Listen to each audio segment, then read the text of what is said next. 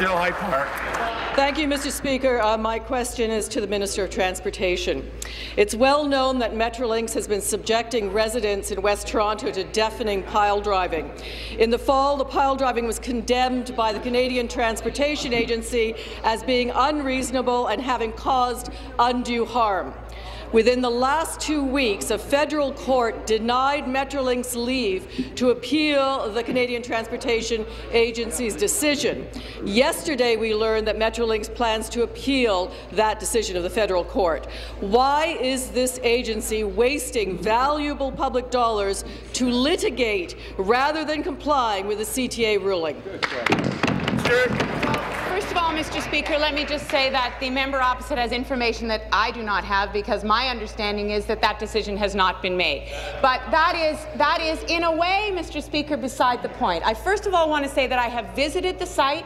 I have looked at on Hook Avenue, I've looked at the site, and I've listened to the pile driving, and I understand that there's been a disruption in people's lives, and I'm very sympathetic to that, Mr. Speaker.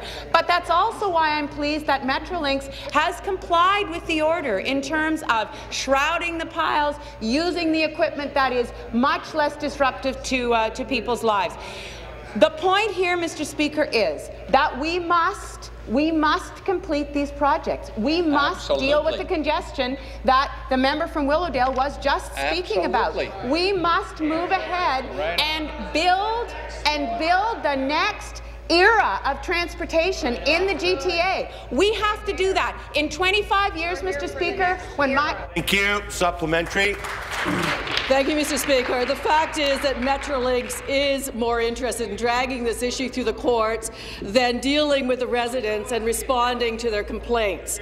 The solution is clear. The CTA has given them a solution. Metrolinx's pile driving must use quieter technology. Rob Pritchard was in my office promising to do the same before he turned around and appealed the decision. Why won't the minister intervene to stop Metrolinx from using taxpayers' dollars to fight taxpayers?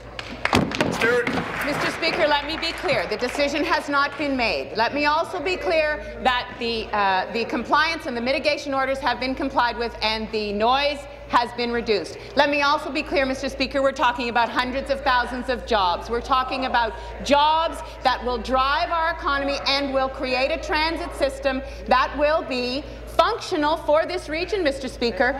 In 25 years, when my granddaughter wants to come downtown, I don't want her to say, "Grandma, what were you doing? You were the Minister of Transportation, and you didn't push ahead a transit system that works for this region." That's what we have to do, Mr. Speaker, and I would have hoped that the member opposite would have been interested in those jobs, would have been interested in the economic driver, and would have ultimately been interested in a functional transit system for the GTA. To the member from Ottawa-Orleans.